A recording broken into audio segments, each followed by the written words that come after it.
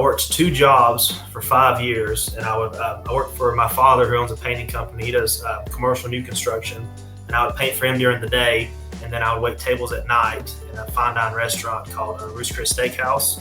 And so I did that for 5 years, and I was just saving up money, and I was working like 16 days a week, and I was just getting burnt out bad. And so that's when I decided, I've been doing commercial new construction for so long in the mornings, for 8 or 9 hours a day. I was like, I said, I've been painting for so long, I'd rather just go out on my own and paint. And so I went out on my own about 5 years ago now. So I have 18 painters now, and then I have an estimator, and then I have a production coordinator as well. So 20 total staff. I don't have any debt either, so all my vehicles are all paid for. So just over time, I just saved up and I kept buying more vehicles because I'm not sub-based. All my guys are in-house. I have no subs, so I have all the vehicles and everything as well too.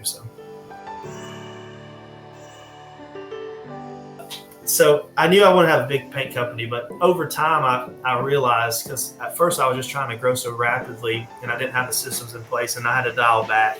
So at first I was trying to grow too fast, and so like next year I'm just going to pick up 6 more guys. Like I'm not going to try to double, just pick up 6, maybe 8 max, and then that's all I'm going to pick up. So really I'm just trying to just to grow the company, but my goal is to get up to 50 people, 50 painters. That's where I'm heading, and I'm sure once I get to 50, I want more, but for now, the goal is to get to 50. So. Well, I just felt a connection with Eric, the way that he was talking about things, about ownership, and I really liked his style of teaching, and so I could just tell that he knew what he was talking about. And like with me, like I started my business already knowing how to paint, so what I needed to know was more of the business side. I would just say that if you're interested in using Painting Business Pro, I would highly recommend it.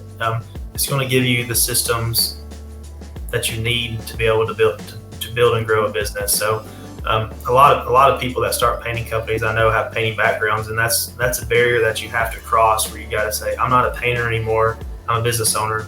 And that's what Painting Business Pro is going to give you. They're going to give you the systems and the tools you need to be an owner.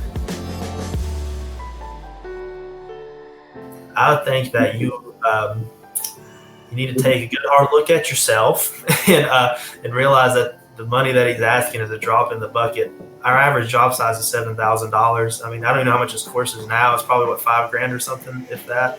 Like, so you're telling? So if you can, which he will show you. So if you make a 50% gross profit, which you should, then you're going to make off of 2 jobs, you'll make your money back. So I mean, what the heck? I think you'd be fool not to pull the trigger and buy it. I mean, you got to invest in yourself.